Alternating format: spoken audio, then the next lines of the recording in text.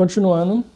Então, um contrato que Deus fez com Abraão foi que ele cumpriria a promessa e, de contrapartida, ele teria que circuncidar, cortar o prepúcio. Continuando. Então, assim, a gente tem algumas características importantes do que aconteceu naquele momento ali que tem um impacto até hoje nas nossas vidas. Então, assim, como características relevantes e que a gente ainda consegue viver nos dias atuais é o seguinte: a fé em Deus. Abraão podia muito bem se comportar de uma maneira diferente. Falar assim, não, o senhor está doido, com todo respeito, eu já tenho idade avançada, minha mulher também já é de idade avançada, isso que você está falando é humanamente impossível de acontecer. Eu gerar um filho, né? Sara já não é fértil, ela já está infértil. Ele podia muito bem tomar essa postura, mas não, ele escolheu acreditar em Deus. Então Abraão demonstrou sua fé em Deus. Olha que interessante. Então a gente tem que começar a observar que para as coisas acontecerem, para as promessas se cumprirem, não é simplesmente ficar sentado ali e vendo que vai tudo bem, que as coisas vão correr tudo certo, que as coisas vão caminhar tudo certo, né? Todo mundo empregado, todo mundo com a despensa cheia, todo mundo num bom emprego, recebendo um bom salário. Não, dificuldades virão. E é nesse momento que devemos mostrar nossa fé, é nesse momento que devemos exercitar aquilo que falamos, porque falar, né, eu passei por situações na minha vida que eu precisei fazer terapia, né, e assim, recomendo para todo mundo fazer terapia, terapia é vida, gente. E uma coisa que minha terapeuta dizia, que minha psicóloga dizia, que inclusive quero mandar um beijo para ela, Natane, né, é o seguinte, que a gente precisa ter coerência com aquilo que a gente fala, ou seja, então não é só falar. Na hora que a dificuldade vir, na hora que o problema vir, na hora que a adversidade chegar, é manter coerência com sua fala, com o seu discurso. Então, Abraão demonstrou fé em Deus, apesar das circunstâncias desafiadoras, né? Então, trazendo para o dia de hoje a fé em Deus, ela continua sendo um tema muito relevante em todo mundo. Por quê? Quantos problemas, né, vamos pensar assim, no mundo, quantas coisas? Guerra na Ucrânia, problema de dinheiro nos Estados Unidos, problema no Brasil, a política, eu não quero entrar por esse caminho, mas só para a gente entender. Se a gente não manter a nossa fé inabalável, se a gente pegar na palavra, a gente for buscar o conceito de fé, o que é fé? É o firme fundamento das coisas que não se veem, mas sim das coisas que se esperam. Fé é você acreditar, mesmo com tudo do seu lado, mostrando que não vai acontecer, mas você fala, vai acontecer porque Deus falou que vai. Deus me prometeu e Ele vai cumprir. Ponto. Lealdade a Deus. Outro ponto muito importante. Deus pediu a Abraão que fosse circuncidado como um sinal de sua lealdade. Irmãos, não sei se vocês sabem, acho que não porque eu não falei. Eu trabalhei com enfermagem por 14 anos. E eu vou falar para vocês, no dia de hoje, qualquer procedimento cirúrgico, porque a circuncisão hoje em dia é considerado um procedimento cirúrgico, né? Na época, eu não sei como é que se fazia, mas pensa, por que eu abordei esse tema? Vai prestando atenção. Então, hoje em dia, qualquer procedimento cirúrgico é feito com anestesia. Então, assim, o paciente normalmente sente só a primeira dor da primeira picadinha da agulha com o anestésico, daí para frente já não sente. Agora, imagina na época de Abraão, circuncidar, e ele mesmo fez isso nele. Ele podia muito bem virar para o Senhor e falar assim, aqui, eu creio nas suas promessas, mas isso que você me pediu não vai não. Não, isso vai doer demais, isso aqui. Ou seja, ele podia criar vários empecilhos, ele podia criar toda uma situação contrária ao que Deus pediu, mas ele se manteve fiel, leal aos planos de Deus. Por que lealdade? Porque a lealdade está muito enraizada no primeiro ponto que a gente falou, na fé. Porque se você não for fiel, se você não for leal aos seus ideais, aquilo que Deus falou para você, você não vai ter fé para acreditar. Tá vendo que são pontos que ligam, que existe uma conexão entre eles? E trazendo para os dias de hoje, a lealdade em Deus ainda é importante. Por quê? É a maneira de a gente demonstrar que a gente é fiel e acredita nas promessas dele. Entende? Fé, lealdade, 2 pontos que se completam. Terceiro ponto que eu queria abordar aqui, aliança. Deus fez uma aliança com Abraão, prometeu-lhe ser uma grande nação. As alianças ainda são uma parte importante de muitas culturas. E aqui eu vou abrir um parêntese porque eu quero fazer um comentário também. Porque assim, é igual eu falei, a gente ainda não tem um formato do que vai sair daqui, mas eu sei que eu vou falar, eu vou criar conteúdo, porque eu sei que Deus tem um propósito e pessoas vão ser alcançadas. Mas uma coisa que eu quero também trazer para vocês é alguns conceitos de alguns livros que eu leio que eu amo, eu gosto muito. Então, assim, falar de cultura. Hoje eu vou trazer para vocês um pouco sobre um livro que eu li que chama Ikigai. Recomendo que todo mundo leia, me ajudou muito e tenho certeza que vai ajudar muito vocês. Só para dar uma pincelada, já que a gente entrou nesse ponto de cultura, né? Ikigai fala muito da cultura japonesa, o modo que eles encaram a vida, o modo de ser. Não quero entrar nesse ponto agora, eu ainda estou na introdução. Então, assim, muitas pessoas fazem promessas e compromissos em nome das suas crenças, ou seja, falando de mundo. Então, nós temos fé, lealdade e cultura, coisas que se complementam. Em quarto ponto, acho que é muito importante, é a parte que, assim, não pode faltar e que muitos podem até se perguntar, que é o poder da oração. Quando Deus falou com Abraão, Abraão respondeu orando e pedindo a Deus que o abençoasse seu filho Ismael. Olha que interessante. Hoje a oração continua a ser uma prática muito importante para todo. Porque ali, irmãos, como é que é a forma de a gente falar com Deus? Eu quero abrir um outro parênteses aqui para frisar com vocês o seguinte. Oração, mas orar não é repetir, irmãos. Orar não é ficar ali. Não, orar é falar com Deus. Tá vendo que são coisas que se ligam? Fé, lealdade, cultura, oração. Orar é falar com Deus, como assim eu estou falando com vocês. Isso vai muito além daquilo que a gente imagina. Como é que você chega em casa, depois de um dia de trabalho, se você é casado ou solteiro? Se for casado, como é que você chega em casa depois de um dia de trabalho para falar com a sua esposa? Você vai usar as mesmas falas do dia anterior? Um exemplo. Hoje, eu chego em casa e falo com minha esposa. Boa noite. Como é que foi seu dia? Tá sentindo alguma coisa? Tá tudo bem com você? Tem comida pronta. Um exemplo. Quer ajuda para fazer a comida? Depois eu lavo a louça. Um exemplo. Amanhã. Oi, boa noite. Como é que foi seu dia? Quer que eu ajude a fazer a janta? Pode deixar que a louça... Não, irmão. Você vai conversar de forma livre. E assim que é, orar e falar com Deus. É dessa forma, é livre. Você tem livre-arbítrio, você tem que ter intimidade com Deus. Mas isso requer vida com Deus, né? Então, assim, só para a gente entender um pouco dentro dessa introdução, que o que Deus fez para os dias de hoje, falando basicamente de medicina, foram, assim, situações excepcionais para mostrar que Ele é Deus, para mostrar que Ele é o Senhor de tudo e que Ele pode tudo a qualquer momento. Né?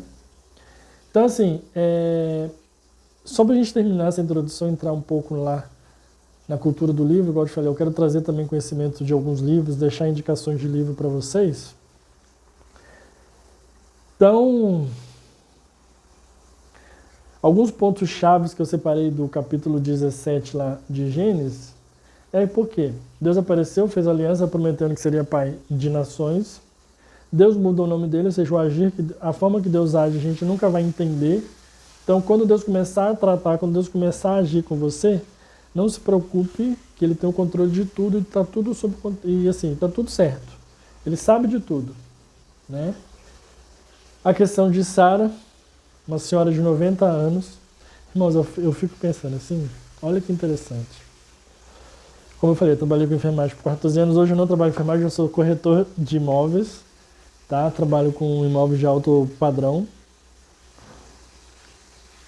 Mas a minha época de enfermagem, você pegar um senhor, eu trabalhei não por muito tempo, mas tive alguns pacientes em domicílio que eram senhores, 180 anos, né, 93 anos, bem senhorzinho, mas já bem debilitados, bem limitados. Aí eu fico me pensando, só sendo Deus mesmo, para prometer um filho para uma mulher de 90 anos.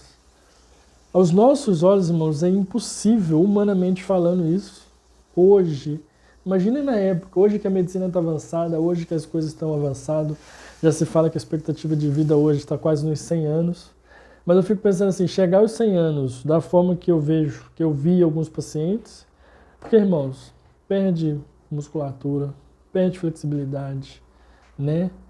É mais ou menos aquela história, volta a ser criança, mas não num bom aspecto. Muitos usam fralda, muitos são dependentes. Eu não quero entrar por esse caminho, mas eu fico assim, meu Deus, só sendo Deus mesmo, só o Senhor para fazer isso. Porque assim, é impossível para nós vendo assim. Então Então Deus promete que Sara seria mãe aos 90 anos. Olha que maravilha, irmãos. Olha como Deus é bom. Olha como Deus é maravilhoso isso. Ou seja, a promessa, a sua promessa, irmãos. Não importa quantos anos você tem, não importa onde você vai estar, não importa como vai acontecer, mas vai acontecer e creia nisso.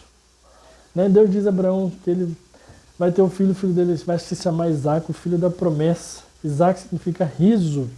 Ou seja, pensa só a alegria que não seria para Sara dar à luz a um filho. Irmãos, eu lembro quando meu filho nasceu, né, hoje ele tem 6 anos, eu assim, foi uma das maiores alegrias que eu tive na minha vida. O riso vem fácil, a gente diz que é riso frouxo, isso assim, isso é maravilhoso, né? Não quero me delongar muito nisso, mas assim, quando a gente começa a entender, a gente vê que o agir de Deus, a gente vê que a forma que Deus age, a forma que Deus vai, os modos operantes, irmãos, esquece. Deixa na mão de Deus, confia nele, que tudo ele vai fazer. Mantenha-se leal, mantenha sua fé sempre viva.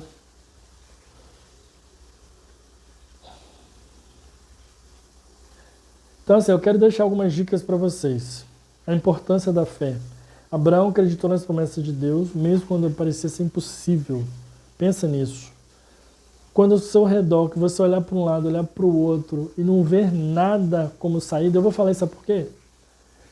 Igual eu tô falando, tudo tem um propósito, Deus age da forma que Ele quer e da maneira que Ele quer. Então, quando você fica atento, você começa a inclinar os seus ouvidos, as coisas começam a fazer sentido, né? Então, assim, Deus vai fazer, pronto, acabou, isso que tem que ficar na sua mente. Blinda elas, protege, né?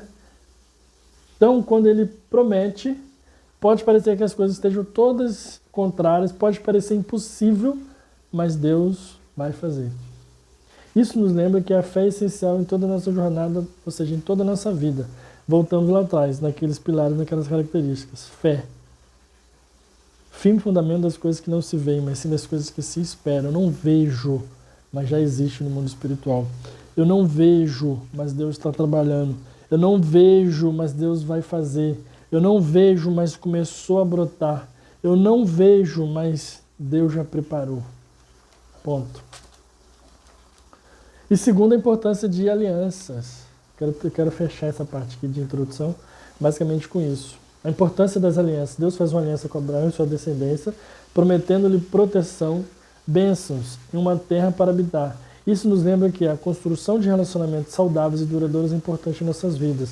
Precisamos estabelecer alianças com aquelas pessoas que amamos, respeitamos e honramos. Honrar, irmão, isso é muito importante, isso é muito sério, isso é muito honra. A palavra diz que a gente tem que honrar quem tem honra.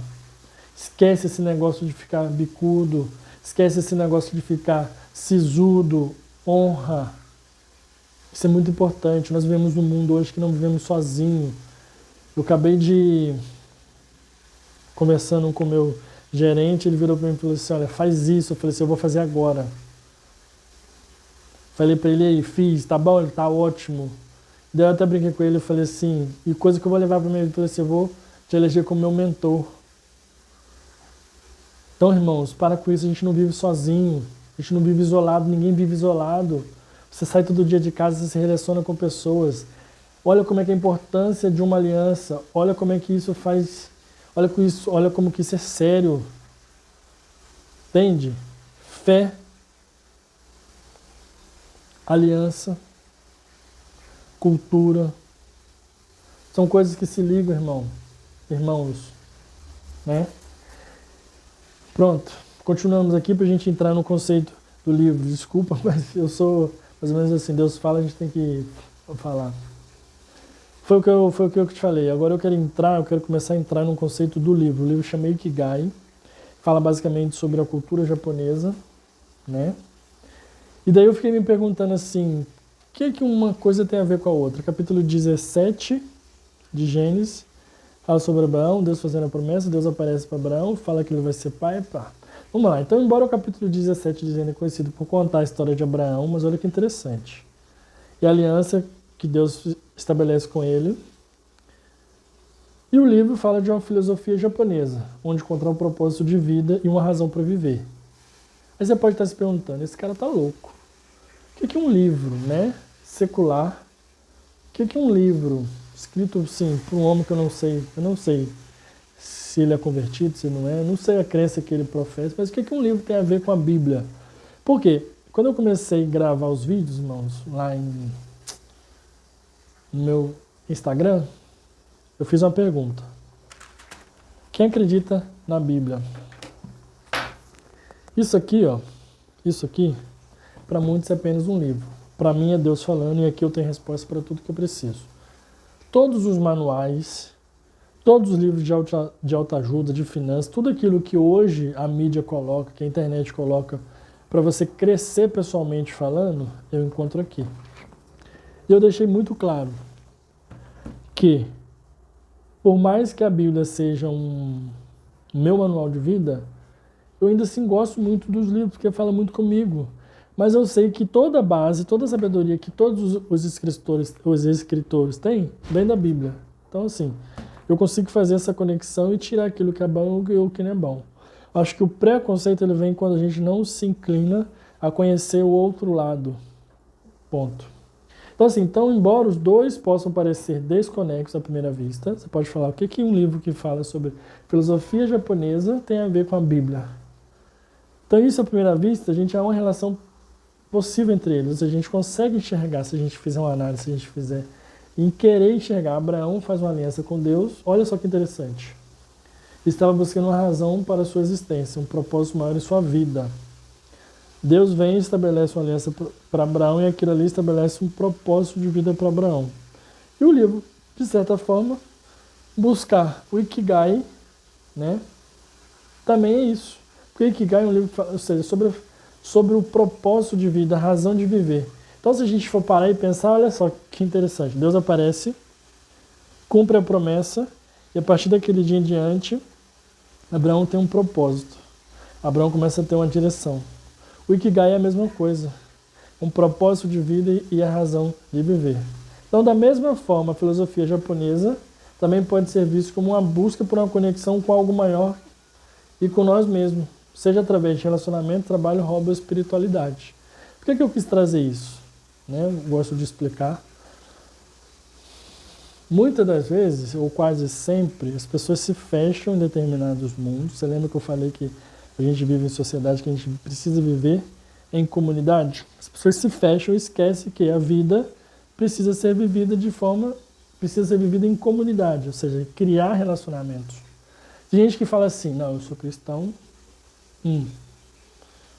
não brinco, não saio, não sei o que, não pode isso, não pode aquilo outro. Não, esquece isso. Nós podemos tudo. A Bíblia nos diz que a gente pode tudo, mas nem tudo é lícito. Né? Não quero entrar por esse caminho também, porque senão vai render muito. Então, ambos os conceitos envolvem encontrar significado e propósito de vida e pode ser visto como uma busca por algo maior e mais profundo. Né? Então, a gente consegue trazer dois resumos importantes aqui. Capítulo 17 de Gênesis relata a história de Deus fazendo aliança com o homem, né? Prometendo a ele muitos descendentes e dando o nome de muitas nações. A aliança é selada, como já dissemos, com a circuncisão, que é ordenada por Deus a Abraão para todos os homens da sua casa. Ou seja, Deus aparece, cumpre a promessa e estabelece regras. Ponto. O Ikigai é a mesma coisa, é um livro de autoajuda, isso a gente não nega, mas que explora o conceito, seja de uma cultura e filosofia de vida, seja ela através do trabalho, seja se encontrar através do trabalho, inclusive um livro, depois eu vou dar um resumão dele. Então, assim, o livro aborda como encontrar sua paixão, definir seus objetivos e lidar com o estresse e encontrar a felicidade através do equilíbrio entre trabalho, lazer e relacionamento. Tá vendo que palavra forte? Equilíbrio. Se a gente parar e ler, fizer uma leitura mais atenta, a gente vai ver que, para a época de Abraão, a promessa de Deus foi suficiente para ele e ele deixou coisas para ele fazer. Não é que chegou, olha, faz isso, você vai ser pai de meus filhos. Não. Mais para frente a gente ainda vai ver que Deus conhecendo o coração dele, Deus ainda coloca ele à prova que pede Isaac como sacrifício. Eu não falei sobre isso, mas tem isso. Então, assim, Os irmãos podem estar pensando, não, Deus chegou, apareceu, cumpriu a promessa, pediu só para circuncidar e... Não, nada disso. É a mesma forma aqui. Só que nos nossos dias, a gente precisa buscar esse equilíbrio entre trabalho, conhecimento, lazer, família, são irmãos. Ninguém consegue viver só de trabalho, ninguém consegue viver só de lazer, ninguém consegue viver só isolado. Não, há momento para tudo. E a Bíblia, mais uma vez, como Manuela fala que é momento para tudo na vida. Para plantar, para colher. Esses dias, estava conversando com meu pai, e daí ele virou para mim e falou assim, sobre um determinado assunto, sobre um determinado caso, ele virou para mim e falou assim, você acha que isso que você o caminho que você está seguindo está certo? Está bom? Falei para ele assim, tem quantos dias que eu comecei nesse propósito, nessa empreitada? 3 dias. Falei, então, você planta um caroço de feijão, você planta uma semente de feijão, em 3 dias ela está dando feijão para você? Ele olhou para mim e falou assim, não. Falei, então, tudo tem um tempo. Se hoje está no seu tempo de plantar, não, planta e cuida. Ponto. Amanhã ela vai começar a germinar e vai te dar frutos. É esse equilíbrio que a gente precisa, é isso que está falando, sabe? Então, se está na hora de plantar, planta e cuida. Não larga, não. Na hora que crescer e germinar, vai ter outra etapa. Pode ter certeza disso. Então, basicamente isso. E para concluir, eu queria encerrar falando sobre um pouco das características do livro, que agora eu te falei, eu fiz uma conexão, comecei com o capítulo 17 de Gênesis e quero terminar. Mais pra frente, quem sabe eu tô falando só de livros também, eu gosto disso, irmãos. Você não sabe o quanto. Ler é bom, né? Eu amo. Então vamos lá. Razão de ser, o motivo para viver. Ikigai. No livro, né, ele vem trazendo relatos da cultura japonesa, da filosofia, o modo que eles levam a vida, né? Alma apresenta uma série de ensinamentos, pensamentos sobre a cultura que pode ajudar as pessoas a encontrar um propósito na vida e viver com mais felicidade. Inclusive, ela é pautada por 5 princípios. Não lembro a ordem, mas eu vou falar assim. Comece pequeno, alegria das pequenas coisas, estar no aqui e agora, liberte-se e sustentabilidade. Então o livro o tempo todo ele vem mostrando essas características. Irmãos, tudo que a gente for fazer, é igual eu te falei lá da semente de feijão. Você colocou ali, ela é só uma semente, ela está pequena, vai começar pequeno. Eu vou usar uma outra semente aqui, uma árvore de manga. Você vai plantar hoje, é só um caroço, ela começa pequeno. Nada que você for fazer, você começa grande, você começa bem. Nesse canal aqui agora, esse primeiro vídeo, eu tô pequeno, eu não sei, eu tô aprendendo. Às vezes a gente fica gagueja, pensa o que vai fazer, às vezes não se porta direito em frente às câmeras, não sabe para onde olhar, o que fazer, como se portar, onde a mão vai, mas está começando, sabe? E dentro da cultura do livro, eles falam muito sobre isso lá. Os japoneses, o que eles se propõem a fazer, eles procuram fazer de forma com excelência. Eles procuram fazer o melhor possível deles.